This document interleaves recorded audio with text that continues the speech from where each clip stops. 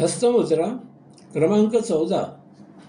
चित्रामध्ये पाहून तेथे दाखविल्याप्रमाणे मधले बोट तळ हातावर दुमडून अग्रभाग घट्ट दाबा.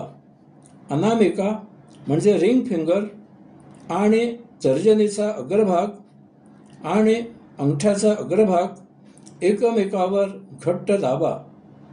करांगुली जितकी ताठ ठेवता येईल तितकी ताठ ठेवा. क्रिया दोन्ही हाताने करायची आहे. सप्तचक्रावर महामंत्राचा जप करा. अशा प्रकारे हस्तमुद्रा केलेल्या स्थितीत पुढे करून दाखविल्याप्रमाणे आपल्या शरीरातील 7 चक्रांवर प्रत्येक चक्रावर एक याप्रमाणे महामंत्राचा जप करा. ओम तत्सत्त्वमसि. ओम तत्सत्त्वमसि. ओम तत्सत्त्वमसि. ओम तत्सत्त्वमसि. ओम तत्सत्त्वमसि.